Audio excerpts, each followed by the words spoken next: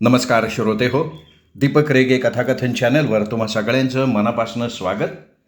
श्रोते हो, आज तुम्ही ऐकणार आहात ज्योती कानेटकर यांच्या स्वांत सुखाय या कथासंग्रहातली कथा पुनश्च हरिओम. बंगल्यातलं बहुतांश सामान घेऊन ट्रक बाहेर पडला तोवर मध्यान्ह उलटून गेली होती. बसल्या जागेवरनं उठून राधा दिवाणखान्याच्या खिडकीकडे निघाली तशी तिच्या पावलांचा आवाज त्या नव्यानं रिकाम्या झालेल्या घरात घुमला. खिडकीच्या उभ्या गाजांना दोन्ही हातांनी धरत तिने बाहेर नजर टाकली. तिच्या लाडक्या गुलमोहराच्या सळसळत्या पानांच्या महिरपीनं वेढलेलं आकाश तेव्हा करड्या ढगांनी भरून आलं होतं, म्हणूनच भर दुपारी सुद्धा ऊन जाणवत नव्हतं. गेली 32 वर्ष तरी तो उंचापुरा गुलमोहर तिच्या घराची राखण करत एखाद्या बुजुर्गासारखा अनेक उन्हाळे, पावसाळे, पक्षी, त्यांची घरटी आपल्या अंगावर वागवत तिथे उभा होता. एक मिनिट राधाला भास झाला की तारासाठी तिच्या लहानपणी बांधलेला झोका अजून तिथे झुलतोय. क्षणभर तिने डोळे मिटले. पुन्हा उघडले तेव्हा गुलमोहर तिथेच होता. झोपाळा मात्र तिथून केव्हाच हलला होता. तारा आता मोठी झाली होती. खूप काही बदललं होतं. त्या विचारासरशी राधा भानावर आली. लवकरच तिलाही निघायचं होतं. म्हणूनच तर तिने अरविंदला गाडी घेऊन ड्रायव्हरबरोबर जाऊन डिझेल भरून आणायला सांगितलं होतं. त्यामुळे तिला या घराचा निरोप एकटीनं घ्यायची संधी मिळाली होती. बऱ्याच विचारांती तिने कुचबेलीला जायचा निर्णय घेतला होता. त्या अनुषंगानं तिने गेल्या 32 वर्षांचा आढावा सुद्धा घेतला होता. बंगल्याच्या प्रत्येक खोलीतून पुन्हा एक वार जाताना तिने मागं ठेवलेल्या आवश्यक तेवढ्याच वस्तूंची नोंद घेतली. स्वयंपाकघरातला गॅस, शेगडी, जुना रेफ्रिजरेटर, गरजेपुरती भांडी, बेडरूममधला पलंग, बाहेरच्या खोलीतल्या मोजक्याच खुर्च्या, एक सेटी, कोपऱ्यातलं छोटं टेबल, आतल्या कपाटात थोड्या चादरी, आभरे, टॉवेल, तिचे स्वतःचे काही कपडे, पायपुसणी, एका मोरीत आंघोळीचं सामान, बादली, तपेल वगैरे. तरीसुद्धा घर खूप मोकळं झालं होतं.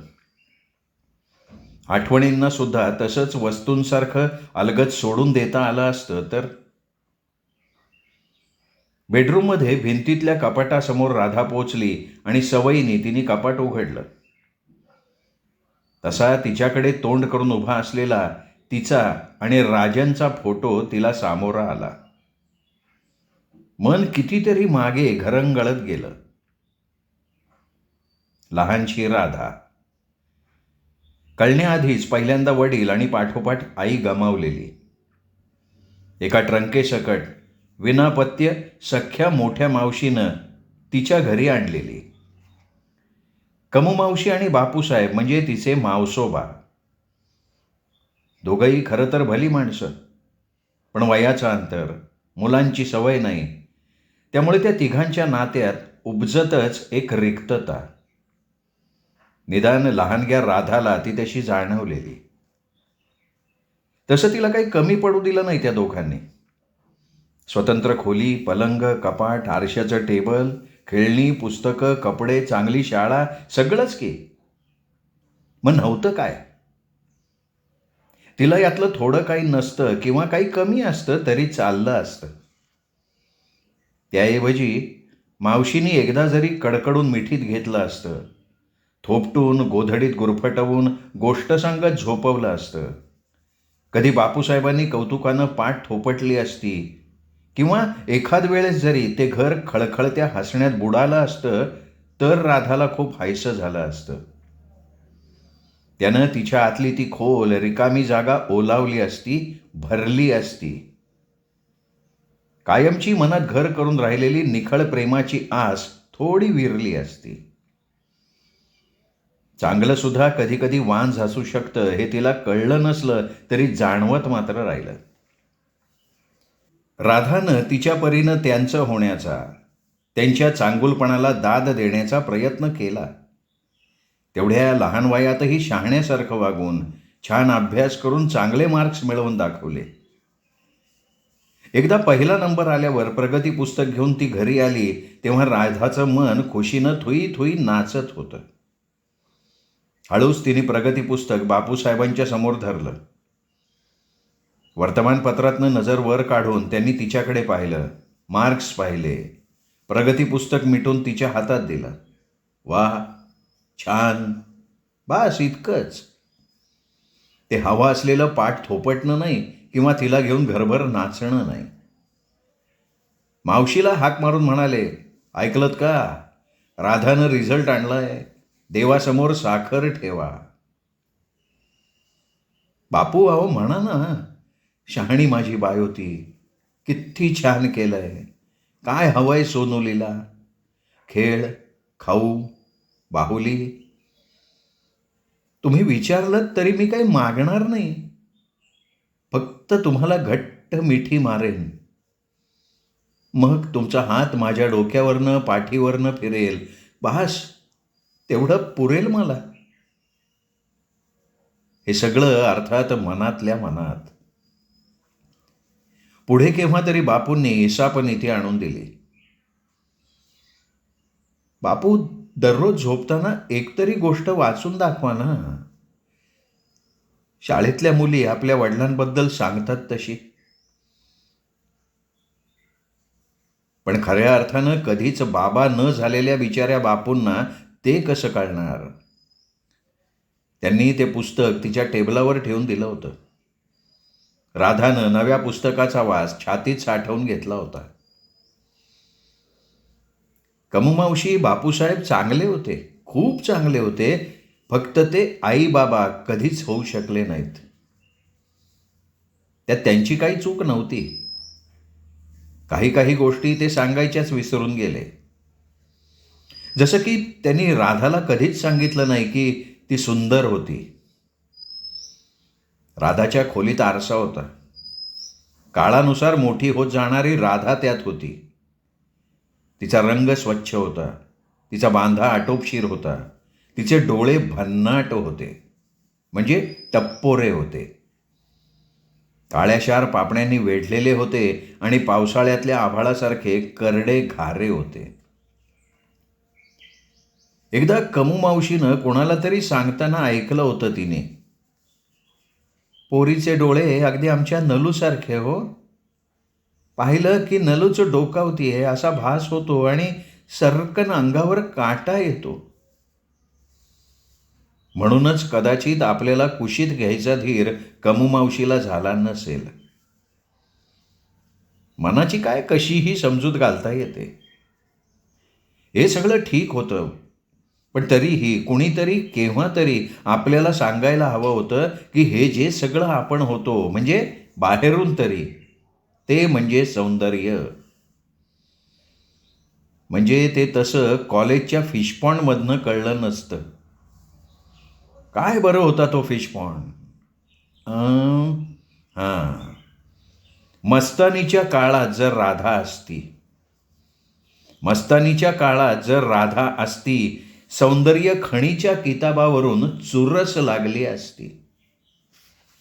मस्तानीच्या काळात जर राधा असती, सौंदर्य खणीच्या किताबावरनं चुरस लागली असती. आम्ही जर व्होटिंग केली असती, नक्कीच राधाची सरशी झाली असती. तरी आपण कधीच कुठल्या सौंदर्य स्पर्धेत भाग घेतला नाही, गॅदरिंगमध्ये स्टेज गाजवलं नाही. आपला अभ्यास बरा, आपण बरं, असं आपण राहिलो. शाळेत आपल्याला नाचात परी केलं की इतर मुली हिरमुसायच्या. आपला लाजाळूपणा त्यांना शिष्टपणा वाटायचा. त्यातून येणारं एकाकीपण आपण अनुभवलं. कॉलेजात ते नव्हतं.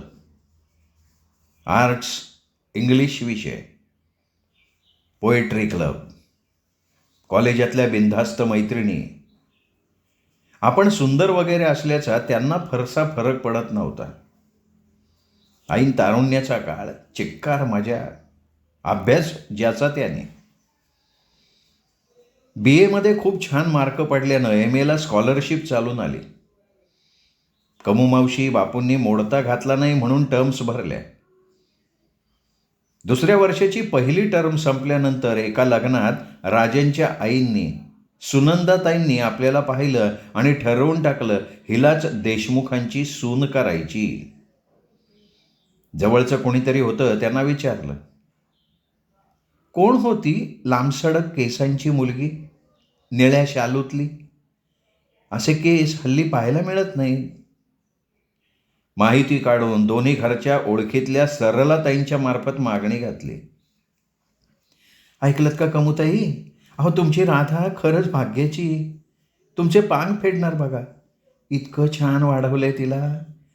आता सुनंदाताई सून करून घ्यायची म्हणून धरून बसलेत. मोठं घराणं हो त्यांचं. केवढा बंगला. माणसं म्हणाल तर 2च. एक मुलगी, पण ती लग्न करून परदेशी स्थायिक झाली आहे. नवरा परदेशी, तिकडचाच आहे.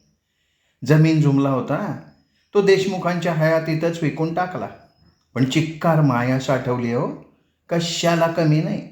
मुलगाही हुशार, स्कॉलर आहे. कसलं सहज संशोधन करतो वाटतं. पेपर्स वाचायला अधूनमधून परदेशी सुद्धा जातो. सदानकदा आपला पुस्तकांमध्ये रमलेला.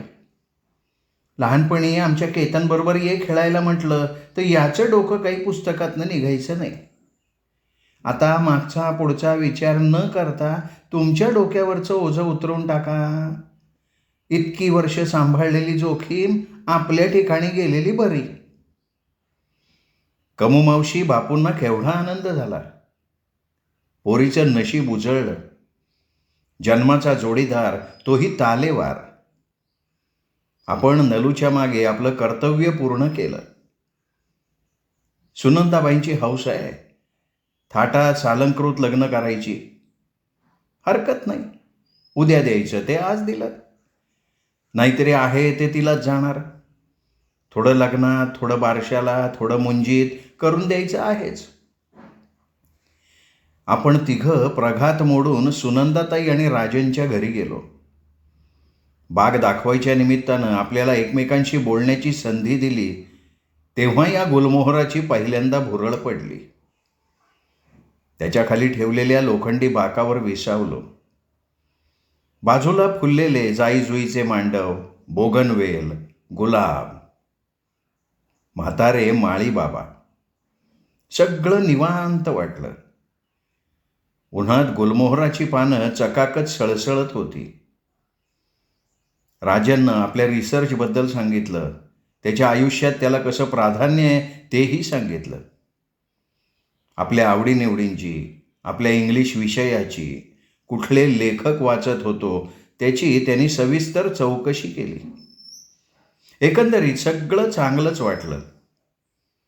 राजन रिझर्वड, मी सुद्धा तशीच नव्हते का? माझं एकच म्हणणं होतं की MAची फायनल टर्म झाल्यावरच लग्न करायचं आणि सगळ्यांना ते मान्य झालं. लग्न थाटात झालं. त्याआधी आमच्या थोड्या भेटी झाल्या. ते दोघं आमच्याकडे जेवायला आले. आम्ही त्यांच्याकडे गेलो. राजन मितभाषी होता, पण आपल्याला त्याचं विशेष वाटलं नाही. सिनेमा नाटकांना गेलो नाही, त्याचाही काही सोस नव्हताच आपल्याला. सुनंदाताईंचा उत्साह मात्र ओसंडून वाहत असे. त्यात बाकी सगळं बाजूला पडे. त्यांच्या मैत्रिणींच्या भिशीत भावी सून म्हणून आपल्याला मुद्दाम बोलवून घेत.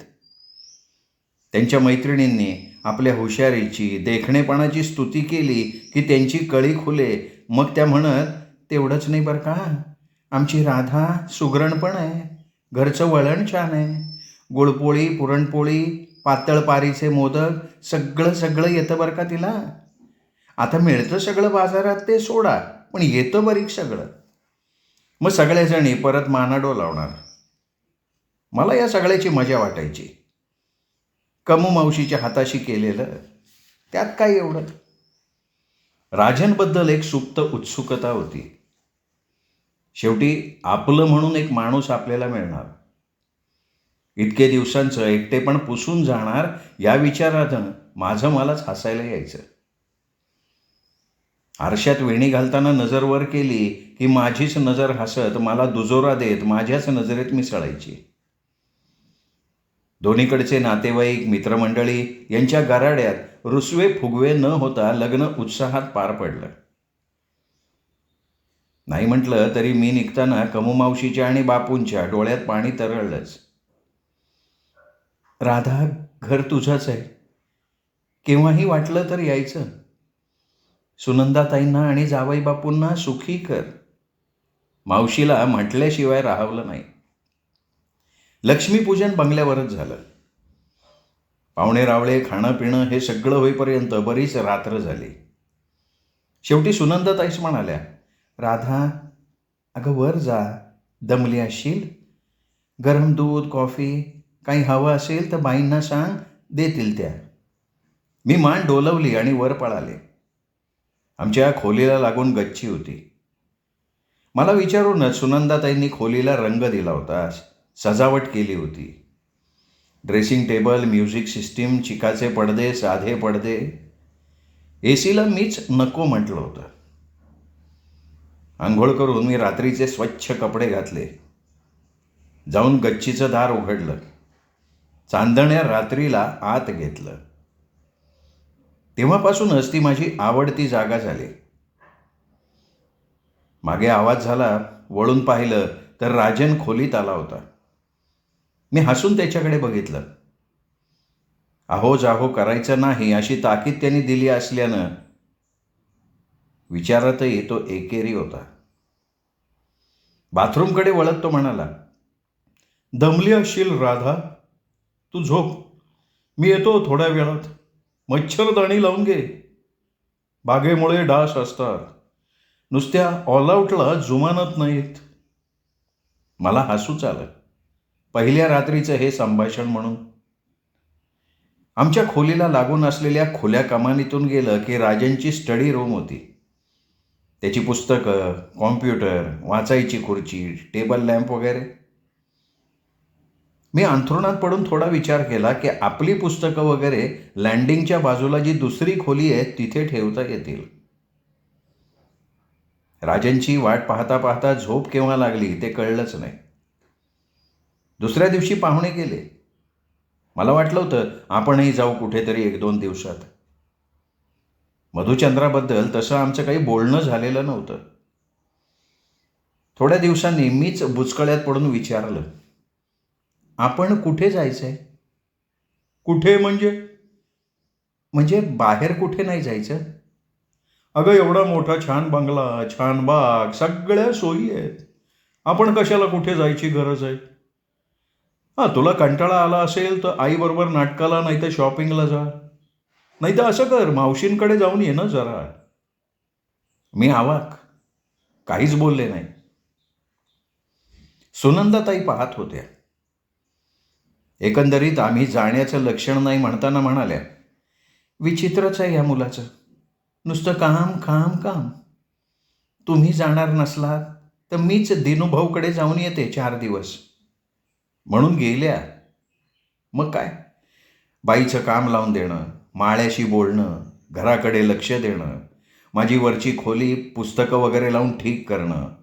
तिथे एक टेबल खुर्ची दिवा आणून ठेवला. टी व्ही कोपऱ्यात होताच. टी व्हीची मला फार सवय नव्हती. वाचनात मन रमायचं. सुनंदाताई आठवड्यानं परत येईपर्यंत मी माझी दिनचर्या आखून घेतली होती. त्या खरंच माया करायच्या. आपल्याकडून नवनवीन खाण्याचे पदार्थ करून, वस्तू प्रेझेंट देऊन मला खुश ठेवायचा प्रयत्न करायच्या. मी दुःखी नव्हतेच. काही दिवसांनी लक्षात आलं की राजनचं भावविश्व वेगळं आहे. तो वाईट नाही, व्यग्र आहे. त्याच्या कामात बुडालेला आहे. ज्ञानात, ते मिळवण्यात त्याला कमालीचा रस आहे. लहानपणापासूनची आपणच आपल्यातनं दूर होऊन आपल्या स्वतःकडे, भोवतालकडे बघण्याची सवय कामी आली. दुसरं एक लक्षात आलं, गेले काही दिवस सतत समोर आली आहे आणि ओळखीची झाली आहे ती राजनची पाठमोरी छबी. तो स्टडीमध्ये टेबलाशी बसतो, तो पाठमोरा. अंथरुणात पाठमोराच. वागणुकीनं भलताच पोलाईट, पण पाठमोराच. या त्याच्या पाठमोरेपणाचं वाईट वाटत असताना हसू पण आलं. आयुष्य म्हणजे आपल्या अपेक्षेपेक्षा वेगळं काही होणं असंच असेल का? काही दिवस प्लॅनिंगमध्ये गेल्यावर मी एक दिवशी मुलांचा विषय काढला. खरं सांगू राधा, मी या विषयावर खूप विचार केलाय. आजकालचे दिवस पाहता अशा धकाधकीच्या, माणसापासून माणूस तुटलेल्या, विध्वंस माजलेल्या जगात आणखीन एक माणूस आणण्याची आगळीक आपण करावी असं मला नाही वाटत. मी त्याच्याकडे बघतच राहिले. तसं पाहायला गेलं तर तो म्हणत होता त्यात काही खोटं होतं का? नाही. गैर होतं का? नाही. पण मग हे रीतेपण? या गोष्टी सुनंदाताईंच्याही लक्षात आल्या होत्या. त्यांनी राधाला सुचवलं, असं का करत नाहीस राधा? तुझ्या एमफिलच्या टर्म्स भर आणि तुझ्याच कॉलेजमध्ये लेक्चरशिपसाठी अर्ज कर. ज्युनियर तर ज्युनियर, जिथे मिळेल तिथे शिकवायला लाग. वेळही जाईल. नंतर थांबवून अभ्यास करून घरी ये. मी आहेच इथलं पाहायला. राजनलाही बेत पसंत पडला. त्याच्या मागे भुणभुण नसली की तो खुशच असे. नशिबानं सिनियर कॉलेजमध्ये एक टेम्पररी व्हेकन्सी होती. राधानं लगेच सुरुवात केली. आपण घेतलेले काही निर्णय योग्य असले की त्याने आनंदच मिळतो. राधा रमली. अभ्यासही ठीक चालू राहिला. एक दिवस गंमत झाली. आता मागे वळून पाहताना तो दिवस वेगळा होता हे कळत होतं. तेव्हा तसं काही वाटलं नव्हतं.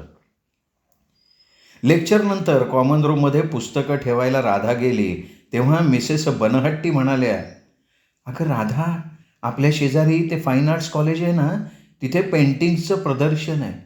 तू गेली होतीस का गं पाहायला? नाही. अगं मग जाऊन ये, उद्यापर्यंतच आहे.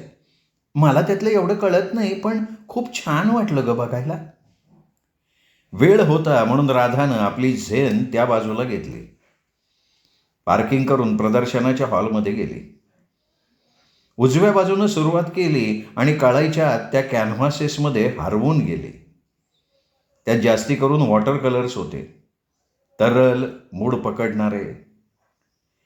कुठली कुठली अज्ञात खेडी, निर्व्याज, अनहर्थ, शहरांच्या जखमी कोलाहलातून बचावलेली.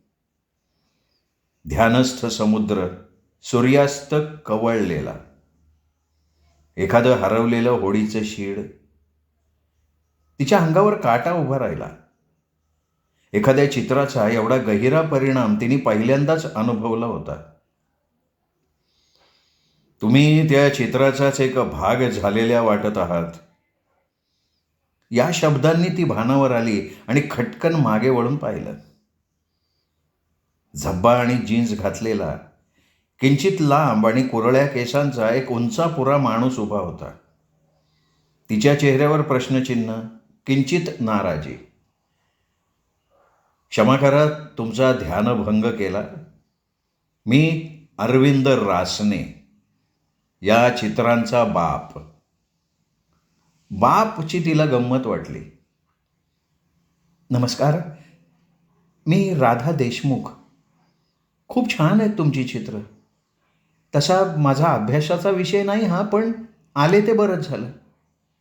अच्छा अच्छा, तर तुम्ही आहात राधा देशमुख, इंग्लिश लेक्चरर, शेजारचं college of arts and science. तुम्हाला कसं माहिती मी इंग्लिश शिकवते? तुम्हाला कल्पना नसेल कदाचित, पण आमच्या फाईन आर्ट्सच्या कॉलेजमध्ये तुम्ही फार फेमस आहात. परत राधाच्या डोळ्यात प्रश्नचिन्ह. मी? त्याचं असं आहे राधा मॅडम, आमच्या कॉलेजातली मुलं रत्नपारखी, सौंदर्याची पक्की भक्त. तुम्हाला कल्पना नसेल, पण फक्त तुम्हाला पाहायला ती तुमच्या वर्गात येऊन बसतात. म्हणजे हे मी ऐकलं होतं, पण आता का बसतात तेही कळलं. त्यांच्या टेस्टची मी दाद देतो. शक्य असतं ना तर मी सुद्धा येऊन बसलो असतो. यावर दोघेही खळखळून हसले. ती अरविंदशी पहिली भेट. त्याच रात्री जेवणाच्या टेबलवर तिने सगळी गंमत सांगितली. सुनंदाताई पण हसल्या. राजन हं हं म्हणाला. त्यानंतर कुठे प्रदर्शन असलं की अरविंद बोलवत असे. मॅडम आणि सर या औपचारिकपणाची गरज त्या पहिल्या भेटीनंतर दोघांनाही वाटली नाही. सुनंदाताईंना कळवून राधा जाऊन येत असे. संध्याकाळची वेळ असली, राजन गावाला गेलेला असला किंवा इतर कुठे असला तर जवळपास कॉफी पिऊन ते आपापल्या वाटांनी जात.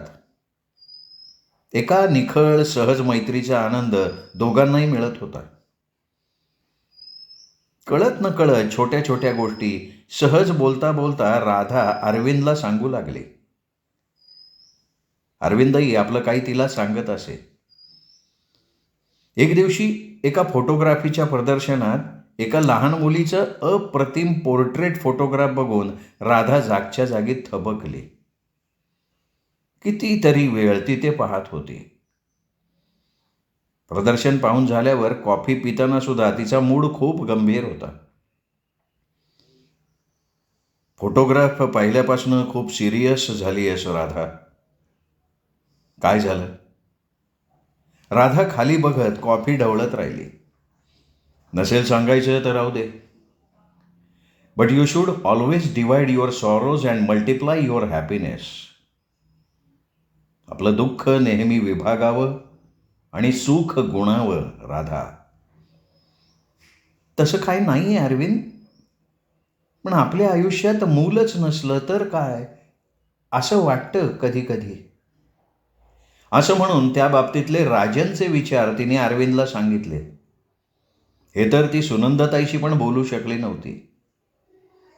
काही वेळ दोघंही गप्प होते. एवढं मला सांगितलंस, विश्वास दाखवलास, एक वाटतंय ते बोलू का? अरे हो बोल की. पुढची पिढी घरात असली ना की जगण्याला एक अर्थ प्राप्त होतो, कंटिन्युटी येते. तुम्ही एखादं मूल दत्तक घेतलं तर ते तर आधीच जगात आलेलं असतं. म्हणजे राजनचं म्हणणंही पाळलं जाईल आणि एका मुलाला सुखाचे दिवस येतील. Win win. लग्न होऊन फार वर्ष झाली नव्हती. बरं अशातलाही प्रकार नव्हता की दोघांपैकी एकामध्ये काही त्रुटी आहे. तरीही राधाने यावर विचार केला. वेळ साधून सुनंदाताईंच्या कानावर घातलं. त्यांनीही पटवून घेतलं म्हटल्यावर मग एक दिवशी रात्री तिने राजनजवळ विषय काढला. राजन, एक कल्पना आहे, सांगू? कशाबद्दल? मुलाबद्दल. हं? आपण समजा एक मूल दत्तक घेतलं तर? असं म्हणून तिने त्या विधानामागची भूमिका स्पष्ट केली. राजन काही काळ गप्प होता. मग म्हणाला, आईलाही पटतंय असं तू म्हणतीयस तर मग मला त्यात 2 गोष्टी सुचवाव्याशा वाटतात. कोणत्या? एक म्हणजे आधी आपण फॉस्टर केअरसाठी मूल आणू आणि पाहू आपल्याला किती पटतंय. म्हणजे एकदम कायमची जबाबदारी नाही. दुसरं म्हणजे? दुसरं म्हणजे अगदी तान्हं बाळ आणू नकोस. त्याचा फार डिस्टर्बन्स असतो. तासाला शू शी रडणं, जागरणं. त्यापेक्षा 2-3 वर्षांचं मूल आणलं की ही स्टेज संपलेली असते. मूल जरा रुळलं की त्याला प्ले स्कूलला घालता येतं. त्यांनी तुझंही काम चालू राहील, माझंही. आईवर सुद्धा ताण नाही आणि एक बाई ठेवू दिवसभरासाठी. राजनचे बेत तर भविष्याचे चांगले संकेत देत होते. अरविंद भेटला तेव्हा सगळी प्रगती राधानी त्याच्या कानावर घातली. 2 अनाथाश्रमात त्यांनी रितसर नावं घातली. त्यांची ही मंडळी येऊन घर, त्यातली माणसं वगैरे पाहून गेली. सुदैवाने लवकरच तारा त्यांच्याकडे आली. प्रेरणा आश्रमातनं फोन आला तशी राजन आणि राधा गेले. एव्हाना मुलगी घ्यायची या निर्णयाप्रत ते येऊन पोचलेले होते. राजांच्या लेखी मुलगी म्हणजे लिमिटेड जबाबदारी. राधाला कोणी चालणार होतं. मेट्रननं जेव्हा ताराला समोर आणलं तेव्हा राधा पाहतच राहिली. राधाचे डोळे पावसाळ्यातल्या आभाळासारखे घारे तर ताराचे थोडे पिवळसर घारे. पापण्या तशाच दाट, रंग दुधावरच्या साईसारखा, भुरे केस 2 पोनीटेलमध्ये बांधलेले. ओळख करून दिल्यावर त्यांच्याकडे बघून हसली तर ओठांपाशी 2 चिमुकल्या खळ्या. आपलंच लहानगं प्रतिबिंब आपण बघतोय असा भास राधाला झाला. हा कुठला योगायोग. नावापुरतं 1 महिना फॉरेस्ट केअर केलं खरं, पण पहिल्याच काही दिवसात तारानं घरादाराला जिंकलं होतं. तिच्या पावलांनी घर भरलं, हसण्यानी घर खुललं, खुशाललं आणि बाळलीलांनी निनादलं. राजनसुद्धा थोडा का होईना मोकळा झाला. अधूनमधून तारासाठी वेळ काढू लागला. राधा जाताना ताराला प्ले ग्रुपमध्ये नेऊन सोडे तर राजन तिला घेऊन घरी येई. घरी सुनी आजी आणि बाई होत्याच काळजी घ्यायला.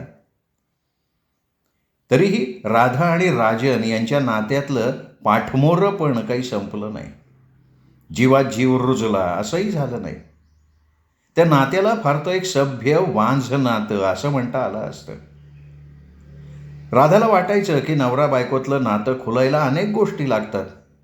लैंगिक देवाणघेवाण, त्यातले गोडवे, संसाराबद्दलची स्वप्न, त्यांची पूर्ती, एकत्र केलेल्या सहली, आठवणींची शिदोरी, मुलं, त्यांच्या भविष्याचे बेत, सुखदुःखाचे पूल. इथं तर घरदार, पैसा, अडका, बरकत सगळंच आयतं मिळालं होतं, पण इतर गोष्टींची वानवा होती. मग नव्हतं त्याबद्दल झुरायचं का आहे त्यात सुख मानायचं. संसाराबद्दलच्या अपेक्षा दूर ठेवून राधा तारात रमली. कामाच्या बाजूला अरविंद होताच. एकदा सुनंदाताईच म्हणाल्या, एवढा अरविंदच्या कलेचा बोलबाला होतोय, पेपरला छापून येतंय, तूही कौतुक सांगतेस, तर आपल्याकडे जेवायला बोलव ना, तारासुद्धा शिकेल त्याच्याकडून. मग काय, सुट्टीच्या दिवशी अरविंद त्यांच्याकडे यायला लागला. राजनही त्याच्याशी बेतास बेत बोले. मुख्य म्हणजे अरविंद आलेला त्याला आवडे, कारण मग ताराचं आणि त्याचं गुळपीट होई. जेवणानंतर दोघांचा मोर्चा बागेकडे वळे. आपल्या बॅकपॅकमधनं अरविंद कागद, पेन्सिल, वॉटर कलर, ब्रश काय काय काढून तिला पक्षी, फुलं, पानं, निसर्ग यांचे धडे सहज देई. एका वर्षी तारानं केलेल्या एका पेंटिंगची दिवाळीची आणि नववर्षाची कार्ड करून सर्वांना पाठवली. तारासकट सगळे खुश. अभ्यासाचा धोशा मागे लागेस्तोवर ताराही राधाबरोबर प्रदर्शनाला हजेरी लावी. एकदा सहज म्हणून राधानं अरविंदला म्हटलं, घरी कोण कोण आहे तुझ्या? कधीच भेटलो नाही. कधीतरी मी आणि तारा येऊ, सगळ्यांना भेटू. क्षणभर अरविंद गप्प होता, मग हसून म्हणाला, हो ना, खूप मंडळी आहेत तुमच्या स्वागताला सुसज्ज. म्हणजे आमच्या दिवाणखान्यातले कोच, टी व्ही, जेवणाच्या खोलीतलं डायनिंग टेबल, बोर व्हाल इतकी माझी पेंटिंग्ज आणि जळाल इतकी दुसऱ्या चांगल्या कलाकारांच्या पेंटिंग्सची प्रिंट्स. इंटरेस्ट असेल तर बेडरूमसुद्धा बघ. छान रंगीत बेडकव्हर आणि चित्रकलेची अफलातून पुस्तकं. खिडकीतून दिसणारा बेफाम चंद्र, म्हणजे त्याची वेळ असेल तर. मुद्दाम चंद्रोदयाची सोय अजून झालेली नाही आहे. राधा पाहत राहिली. म्हणजे कुणीच नाही तुझ्या घरात? आधी होते ग सगळे, मग एक एक गेले. भाऊ गेला अमेरिकेला, तो तिथंच रमला. त्याचं कुटुंबही अर्थात तिथंच. मग वडील गेले, इथे हात वर केला त्याने. आई होती पण तीही गेली काही वर्षांपूर्वी. आमच्या ओल्ड फेथफुल कृष्णाबाई मात्र येतात, सगळं करतात. मी येईन या आशेनं जेवण वगैरे झाकून ठेवतात. काही आणायचं असेल तर त्याची यादी फ्रीजला लावून ठेवतात आणि जातात. त्यांच्याकडे किल्ली असते. शी इज माय जीव्स. तुमच्या PG वुडहाऊसमधला जीव आठवतोय ना? तो. तू लग्न नाही केलंस? एकदम राधा बोलून गेली. परत 1 मिनिट शांतता आणि मग सहज म्हटल्यासारखं बोलला. नाही, जमलं नाही. जमलं नाही म्हणजे जुळलं नाही, वेळ आली नाही, इच्छा झाली नाही, का कोणीतरी घोर प्रेमभंग केला? आज आपण हे काय विचारतोय असं तेवढ्यात राधाला वाटून गेलंच, पण त्याला हरकत नसावी. जमलं नाही म्हणजे जिच्याबरोबर आपल्याला आयुष्य घालवायला आवडेल, जमेल, असं आधी कोणी मिळालं नाही आणि नंतर मिळून फायदा नव्हता. म्हणजे? मी नाही समजले. जाऊ दे राधा, काही गोष्टी बासनातच राहिलेल्या बऱ्या. Let there be some mystery in life. Sherlock होम्ससारखी रहस्य कथा म्हणूयात आपण. सम अदर टाइम, परत केव्हा तरी. चलूयात आता, म्हणत ते बाहेर पडले. त्यानंतर तो विषय त्यांच्यात परत झाला नाही. काळाचं एक असतं, तो अविरतपणे पुढे जात असतो. त्याबरोबर काही स्थित्यंतरही तेवढ्याच अनिवार्यपणे येत असतात. तारा मोठी झाली, खूप हुशार निघाली, अर्थशास्त्रातलं पुढचं शिक्षण घ्यायला परदेशी गेली. सुनंदाताईही वयोपरत्वे काळाच्या पडद्याआड गेल्या. तेव्हा पहिल्यांदा राधाला त्या घरात खूप एकटं वाटलं. माणसांची सवय होते आणि सवयीचं माणूस गेलं की त्याची पोकळी कशी भरून काढायची हा प्रश्न उरतो. सुरुवातीला सुट्टीला तारा घरी आली की घर भरायचं. नंतर तिच्या प्रोजेक्ट्समुळे ती आफ्रिकेतल्या गरीब देशात हिंडू लागली. तिथली प्रचंड हलाखीची परिस्थिती, वंशद्वेषाच्या होरपळीत सापडलेली माणसं, वर्षानुवर्षांचे भीषण दुष्काळ तिला एका वेगळ्या विश्वाचं दर्शन घडवू लागले. गरिबीच्या रेषेखालच्या लोकांसाठी काहीतरी करायचा तिचा निर्धार तिच्या फोन्समधून, ईमेल्समधनं, चॅटमधनं व्यक्त व्हायला लागला. जेव्हा तिला राघवन भेटला तेव्हा तर ताराच्या निर्धाराचं रूपांतर जीवनध्येयात झालं. त्या दोघांनी ठरवलं की पोस्ट ग्रॅज्युएशन नंतर भारतात परत यायचं आणि एका कुठल्या तरी खेड्यात स्थिर होऊन शिकलेल्या ज्ञानाचा उपयोग तिथल्या लोकांच्या उन्नतीसाठी करायचा. खूप प्रॅक्टिकल, तरीही खूप स्वप्नील. पण आपल्या स्वप्नांना सत्यात आणण्याची जिद्द असणारी 2 तरुण मनं एकत्र आली की काहीतरी भरीव घडतंच. ताराचं आयुष्य एका सकारात्मक पातळीवर एका विशिष्ट दिशेनं सरकत असताना येऊ घातलेल्या तिन्ही सांजेकडे पाहायचा प्रयत्न राधा करत होती. एवढ्या मोठ्या घरात एकदा का नोकरमंडळी गेली की राजन आणि राधा दोघंच उरायचे. 2 खडे खडखडल्यासारखं आपण या बंगल्यात खडखडतोय असं मग राधाला वाटायला लागलं.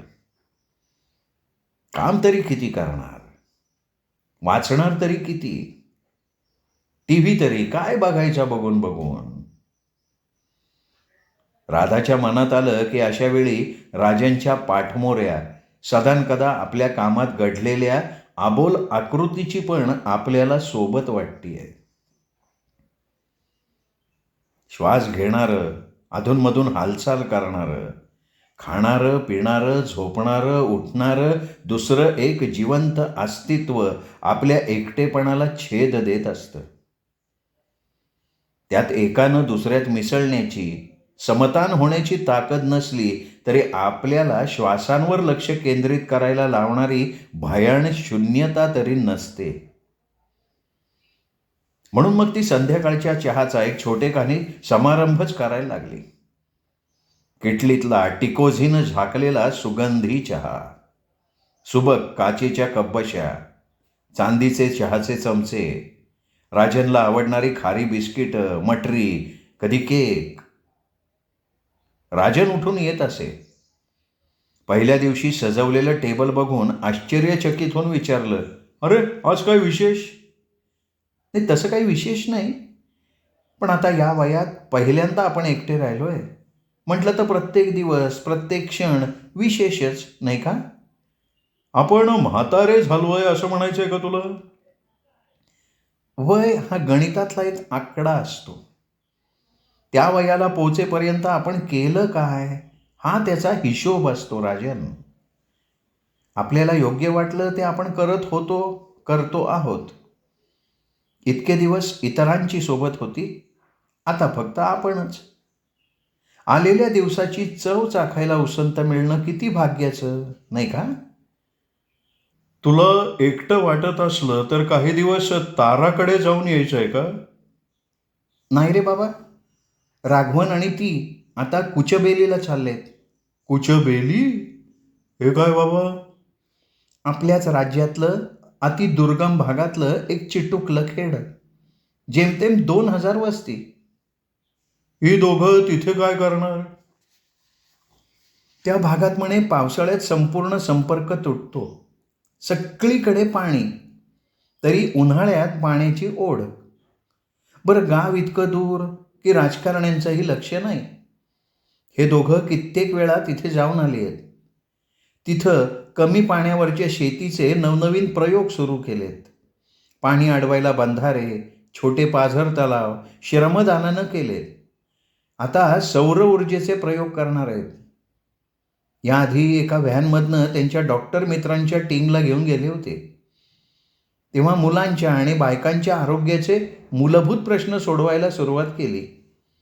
स्वच्छ पाण्याचे सोपे प्रयोग केले, रोगराईला आळा घातला. 1-2 वर्ष हे सगळं चालू आहे. तिथली सरपंच बाई आहे, अशिक्षित पण शहाणी. यांनी तिचं पोर वाचवल्यापासून यांच्यावर तिचा फार विश्वास आहे. ती यांना संपूर्ण पाठिंबा देते.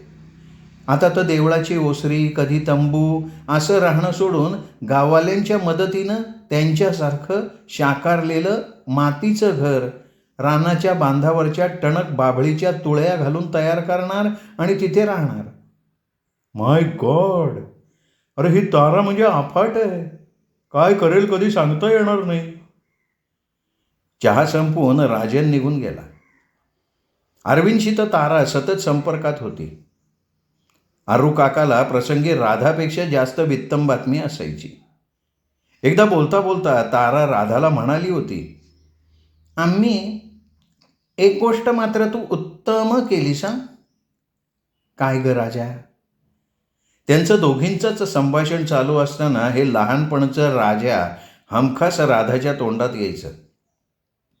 त्या आठवणीनं हसत ओठाच्या कोपऱ्यातल्या खळ्या दाखवत तारा म्हणाली, हेच ग ते, आरू काकाशी मैत्री केलीस, त्याला घरी आणलंस. नाहीतर बाबांच्या उपरेपणात एका पालकाची कसर राहून गेली असती. So thank you for bringing the great Aru kaka into my life, आम्ही डिअर. एक मोठी घट्ट मिठी मारून ती तिच्या कुठल्या तरी मिशनवर निघून गेली.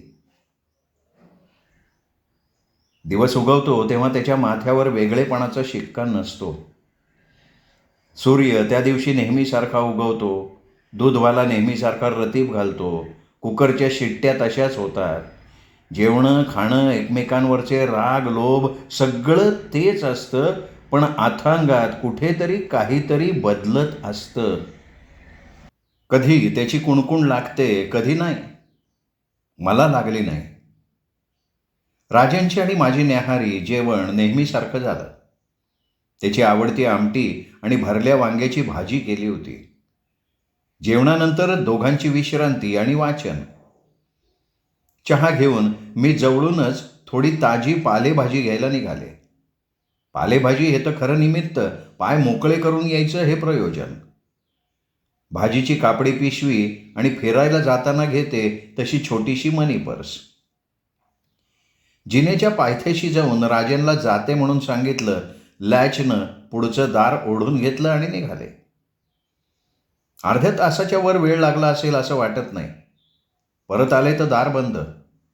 मीच बंद केलं होतं. किल्ली कुठे आहे? नाहीच की. छोटी पर्स घेतली ना, त्यात नसते. आता राजनला डिस्टर्ब करायला लागेल. घंटा वाजवली, थांबले.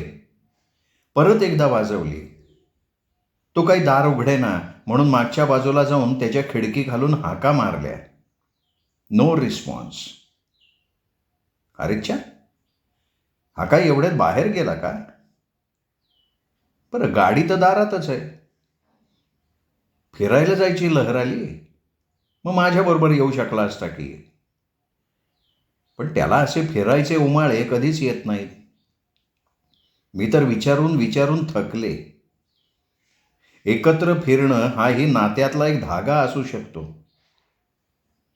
असो, वेळ प्रसंगी असावी म्हणून शेजारी ठेवलेली चावी गेल्याच आठवड्यात आपण अरविंदकडे दिली, कारण ते लोक इंग्लंडमधल्या मुलीच्या बाळंतपणाला गेले.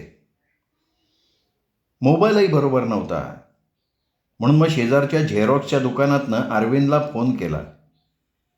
सॉरी तुला त्रास देतेय, पण बाहेर किती वेळ उभी राहू? माझा मोबाईलही बरोबर नाही आहे.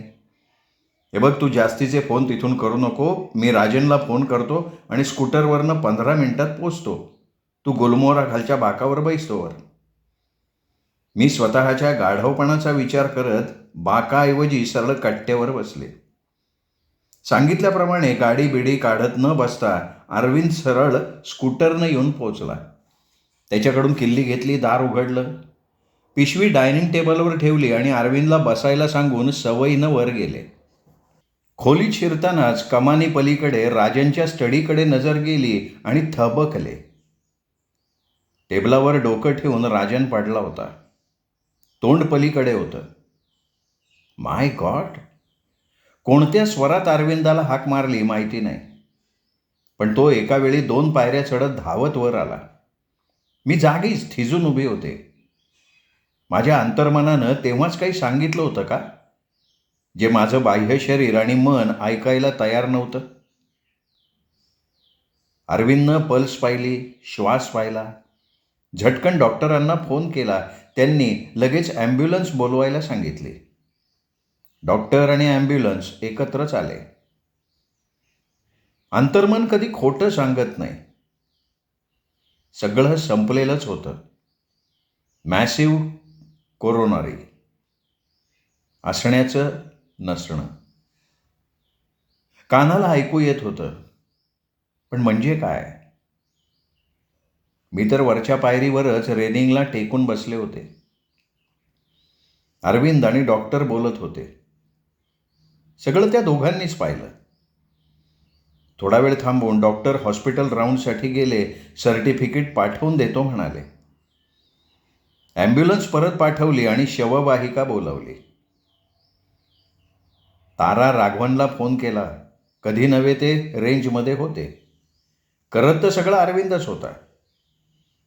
एखादं स्टेजवरचं नाटक पाहावं तसं मी लांबून सगळं बघत होते. ॲम्ब्युलन्स यायच्या आधी चौघांनी मिळून राजनला जमिनीवर चादर घालून त्यावर ठेवलं होतं. मी त्याचा हात हातात घेऊन कुरवाळत होते, माझ्याही नकळत. तिथे त्याचं रक्त साकळत गेलं हेही मला कळलं नाही. तारा राघवनला पोचायला बराच उशीर झाला. अरविंदने उदबत्त्या लावून ठेवल्या होत्या. ओळखीचे लोकही आले होते. माझ्यापर्यंत काहीच पोचत नव्हतं. वेळ आली आणि गेली. खूप काही बदलून गेलं. खूप सुन्न वाटलं. अगदी एकत्र वाटचाल जरी केली नाही तरी कितीतरी वर्षांचा निव्वळ सहवास असतो, सवय असते. बाजूला वळल्यावर तिथे कोणी नसलं की येणारं एकटेपण न जाणाऱ्या डागासारखं चिकट असतं. कधीकधी जीव गुदमरवणारं असतं. असा कधी श्वास कोंडला की वाटायचं राजनला आपण ओळखलंही आणि नाहीही. त्याच्या वाचून राहायची कधी सवयच करायला लागली नाही. रिझर्वड, मितभाषी, गढलेला, पाठमोरा जसा होता. आपल्याला तर तो तसाच माहिती होता. आणि आता काय? फक्त आपण यापुढे विचार जात नव्हते. या काळात अरविंद सदोदित अवतीभवती होता. सकाळी यायचा, काम झाल्यावर परत यायचा, संध्याकाळची सोबत करायचा, तुंबलेली कामं आवरायचा. मीही पूर्ण विसंबले होते. तेवढी फुरसत हवीच होती. तारा राघवन थोडे दिवस होते. जाताना तारा माझ्याशी बोलली. मागे राघवन उभा होता. आम्हाला निघायला हवं, पण लक्षात ठेव की आपण तिघं आता एक आहोत. कदाचित हे सांगण्याची ही वेळ नसेल, पण समोरासमोर आहोत म्हणून सांगतेय की तू जर कुचबेलीला यायचं ठरवलंस तर आम्हा सगळ्यांना तिथे तुझी खूप गरज आहे. मी आश्चर्याने वर पाहिलं. गावकऱ्यांच्या मदतीनं बांधलेलं आमचं घर, अंगण, माडाखालचा पार, जिथे आम्ही सगळे एकत्र संध्याकाळी जमतो, सगळं आता तयार आहे. मातीच्या भिंतींवर मुलांनी छान छान चित्र काढली आहेत. तुला आवडेल तिथे आम्ही. तू आणि बाबांनी कधीतरी यावं म्हणून बाजूला दुसरी तशीच एक खोली काढली आहे. बाहेर मोठा व्हरांडा आहे. त्याच्या एका टोकाला भिंत घालून भात भाजी शिजवायला, चहा करायला सोय केलेली आहे. इतकं सगळं ऐकताना पोरांबद्दल मनात कौतुक दाटून आलं. कुठलं रोपटं, कुठे रुजून काय फळ लागणार होतं. आम्ही कुचबेली तुझी वाट बघतीये. इतके दिवस कॉलेजात शिकवलंस, आता वाटलं तर तिथल्या 30-40 मुलांना शिकव. खूप तरतरीत, हुशार आणि चिकित्सक आहेत. त्यांना गरज आहे फक्त योग्य मार्गदर्शनाची. आम्ही होईल तितकं करतो, पण ते पुरेसं नाही आहे. आमच्या डॉक्टर मित्रांमुळे त्यांच्या आरोग्याची थोडी सोय झाली आहे. महिन्याच्या महिन्याला ते आपली व्हॅन घेऊन येतात. कुचबेली आणि जवळपासची इतर खेडी त्यात कव्हर होतात. पावसाळ्यात चक्क बोटीनं पोचतात. या मुलांसाठी जर आपण बिनभिंतींची शाळा उभी केली तर कुचबेलीला एक भविष्य प्राप्त होईल. नुसत्या नावापलीकडे कुचबेलीची एक ओळख हळूहळू माझ्या मनात तयार होत होती. आमचा आग्रह नाही आम्ही, पण आशा जरूर आहे की पुढचा विचार करताना हाही एक पर्याय तू मनात ठेवशील. तारा बोलून थांबली तशी तिच्या मागे उभा असलेला राघवन म्हणाला, राधाम्मा, तुम्ही सारखं तिथं राहायला पाहिजे असं नाही. ओढ वाटली, कामं असली तर इथेही येऊन जाऊन राहता येईल. तुम्ही स्वस्थपणे विचार करून तुमचा निर्णय घ्या. आम्ही वाट पाहू. आळीपाळीने दोघांनी मिठी मारली आणि मग ते गेले. खिडकीशी उभी राहून कितीतरी वेळ राधा गुलमोहराच्या सोबतीनं रस्ता निहाळत होती. सहचर्या वाचून राहण्याची सवय व्हायला वेळ लागतो. राजांच्या नावे आलेलं एखादं पाकीट, त्याच्या नावावरचं बिल आठवण श्राद्ध सुरू करू शकत होतं. एकदा आपल्या बिलाबरोबर भरायला फोनचं बिल न्यायला अरविंद आला. टेबलापाशी बसलेल्या राधाचा विद्ध चेहरा बघून जागच्या जागी थबकला. त्याच्या चेहऱ्यावरचे सर्वच भाव राधाला वाचता आले नाहीत. करुणा, दुःख, कणव, आणखी काहीतरी होतं तिथे. ते तिच्या ओळखीचं नव्हतं. त्याच्या चेहऱ्यावर ती त्या भावाचा अर्थ शोधत होती. ती उभी राहिली तशी टेबलाची आपली बाजू सोडून अरविंद तिच्या बाजूला आला. ती वळली. त्याबरोबर तिचं डोकं आपसुकच त्याच्या खांद्याला टेकलं. अपरंपार दाटून आलेला अनामिक थकवा तिला त्या क्षणी जाणवला. त्यावेळी त्या खांद्याचा आधार फार गरजेचा वाटला. ती तशीच स्तब्ध उभी राहिली. क्षणभरानं अरविंदचे हात तिच्या भोवती गेले आणि पाठीवर थोपटू लागले. त्याच्या तोंडून फक्त राधा एवढंच. त्या स्वरातून राधाला त्या मघा न कळलेल्या त्याच्या चेहऱ्यावरच्या भावनेचा अर्थ कळला. एक अजब शांतता तिच्यात पसरली. इतके दिवस जे आपण शोधत होतो ते इथं असं अवचित. आणि आपण कुठं, कुणास ठाऊक. पण काही वर्षांमागे त्याच्याबरोबर कॉफी पिताना जाणवलेलं पण न सुटलेलं त्याच्या एकटेपणाचं कोडं आता सुटलं होतं. त्यानं काही न सांगताही. तिच्या स्तब्धतेनं त्याला सांगितलं की त्याचं प्रेम तिला कळलंय. तिच्या डोक्यावरून हळूवार हात फिरवत अरविंद म्हणाला, आता तरी तुला कळलं ना राधा, की काळजीचं काही कारण नाही. मी आहे, होतो असे नाही. तुझं आयुष्य फिरून उभं राहील. माझं प्रेम अनासक्त आहे हे एव्हाना तुला कळलं असेलच. चल इथे अशी बस, आपण बोलू थोडं. टेबलाशीच एकमेकांजवळ दोघं बसले. मुलायमपणे त्यानं तिचा हात हातात घेतला. पुढे तो म्हणाला, इतकी वर्ष मी थांबलोय. असं काही व्हावं अशी माझीही इच्छा नव्हती, अपेक्षाही काही नव्हती. तू मला जी दिसलीस, जितकी भेटलीस, तेवढं तुझ्या आयुष्यात येता आलं त्यातही मला आनंदच होता. हात सोडवून घेऊन त्यांनी स्वतःच्या मांडीवर ठेवले. आज सगळं बदललंय. तू म्हणालीस तर आणखीन काही काळ गेल्यावर आपण एक एकत्र आयुष्य शोधू शकतो. जीवनाच्या या वळणावर एकमेकांना सोबत करू शकतो. निर्णयाबद्दल माझी घाई तर नाहीच, सक्तीही नाही. तू तुझा वेळ घे, ठरव. मी आहे तसाच आहे. बराच वेळ मान खाली घालून राधा विचार करत होती. मग काहीतरी समजल्यासारखं तिने स्वतःशीच मान डोलावली. अरविंदच्या नजरेत तिची पावसाळी घारी नजर मिसळली. स्थिर नजरेने तिने त्याच्याकडे बघितलं आणि म्हणाली, माझा फार चांगला मित्र म्हणून मला काय वाटतं ते मी तुला सांगते. माझ्या आधीच्या आयुष्याबद्दल, माझ्या अनाथपणाबद्दल, मावशी बापूंबद्दल तुला वेळोवेळी कळलंय. एका अर्थी तारा माझ्या आयुष्यात आली तीही तुझ्यामुळे. आपले काही निर्णय आपसूक घेतले गेलेले असतात, विशेष करून लहानपणी. त्यावर आपला फारसा ताबा नसतो.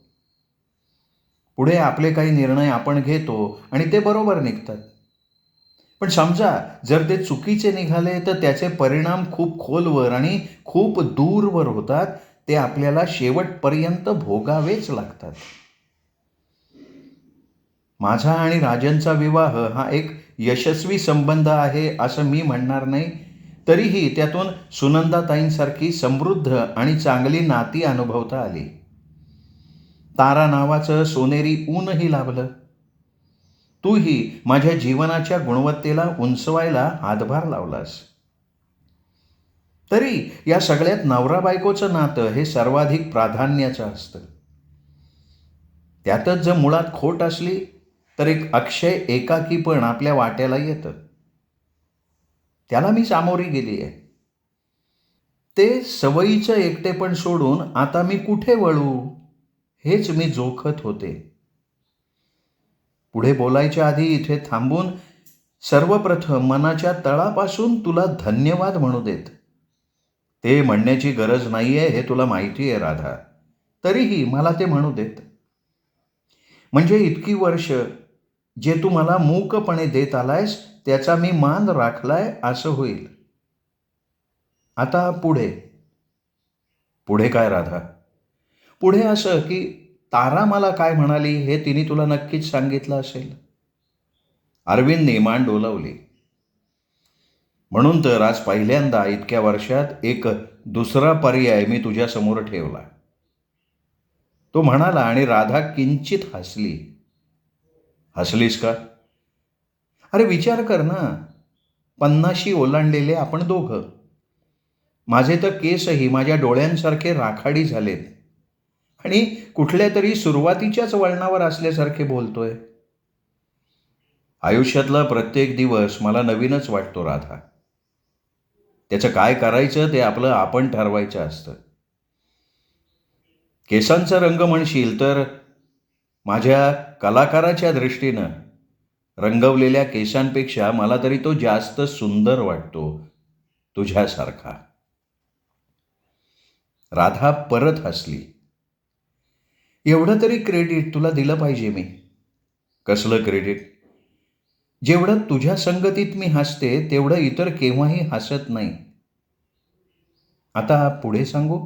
अहो सांग ना. निर्णय आणि त्याचे परिणाम याविषयी मी तुला म्हटलं. चुकीचे निर्णय कधी बरोबर होत नाहीत. त्यासाठी आपल्याला कुठेतरी थांबून पूर्ण विराम देऊन एक नवीन निर्णय घ्यावा लागतो. तो बरोबर असेल या आशेनं पुढची वाटचाल करायला लागते. आपल्याच तारेत स्वतःशी बोलत असल्यासारखं ती बोलत राहिली. अरविंदनंही तिला अडवलं नाही. मागे वळून पाहिलं ना की माझ्या लक्षात येतं की एका परीनं राजांच्या सभ्य अनास्थेनं मला स्वतंत्र बनवलं. प्रत्येक निर्णय स्वतः घेण्याची क्षमता मला त्यामुळे आली. म्हणूनच वाटतंय की या वळणावर जर मी स्वतःला तुझ्या आयुष्यात झोकून दिलं तर पुन्हा कमकुवत होईन की काय. इथे अरविंदने नकारार्थी मान हलवली. त्याला थोपवत ती म्हणाली, थांब अरविंद, मला माझा विचार पूर्णपणे मांडू दे. कदाचित इतक्या दिवसांनंतर मिळालं आश्वासक पण मला आळशी बनवेल. आत्ताच काही सांगता येत नाही. अरविंद मान खाली घालून आपली लांब सडक बोटं एकाग्रतेनं न्याहाळत होता. राधानं आपला हात हलकेच त्याच्या हातावर ठेवला. अरविंद, कुठेतरी असं वाटतंय की तारा आणि राघवन काय म्हणतायत ते एकदा पाहून यावं. त्या इटुकल्या गावातली सूर्यास्तानंतरची सौर दिव्याच्या प्रकाशात उजाळणारी शांतता अनुभवावी.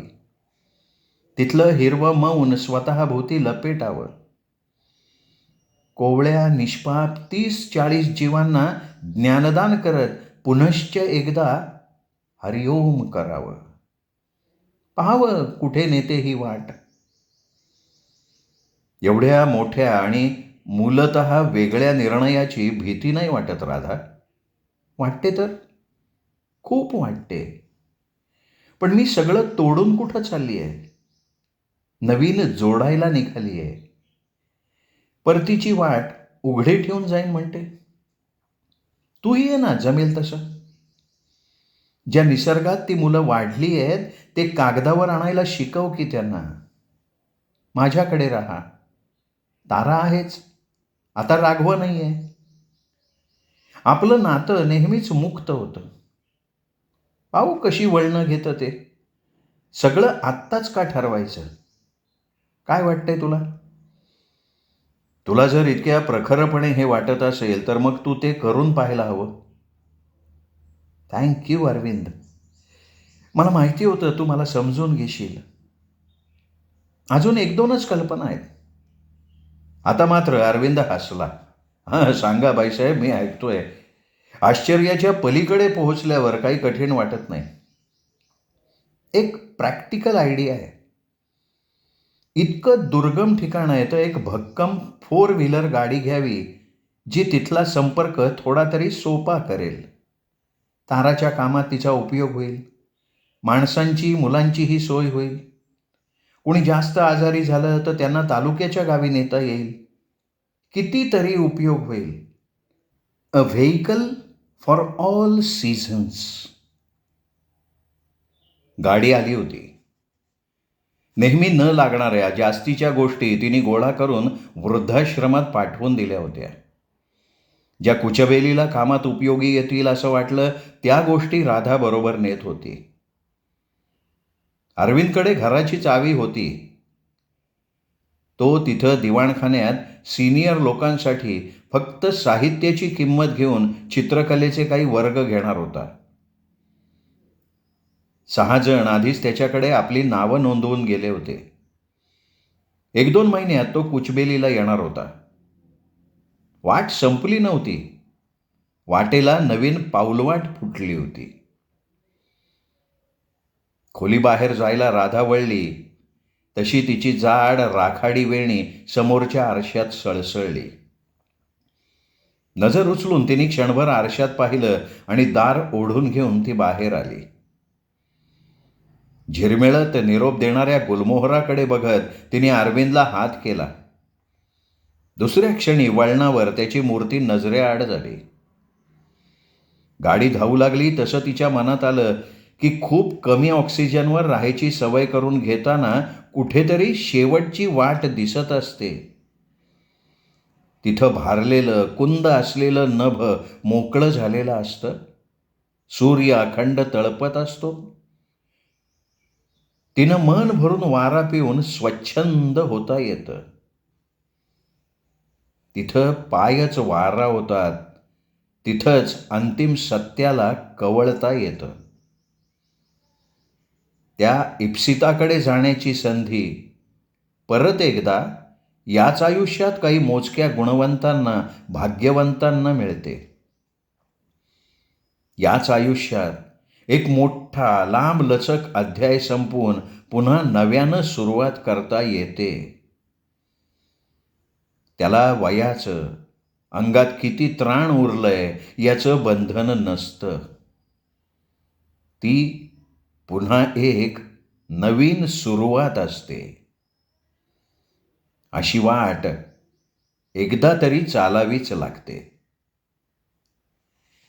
श्रोते हो, तुम्ही ऐकत होतात ज्योती कानेटकर लिखित कथा पुनश्च हरिओम. कथा तुम्हाला आवडली असेल त्यामुळे व्हिडिओ लाईक करा. कथेवर कमेंट जरूर करा. ही कथा आपल्या कथाप्रेमी मित्रपरिवारात, नातेवाईकात शेअर करा.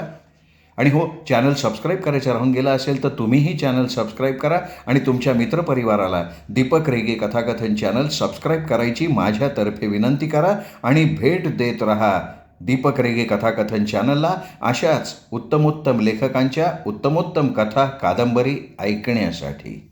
नमस्कार श्रोतेहो.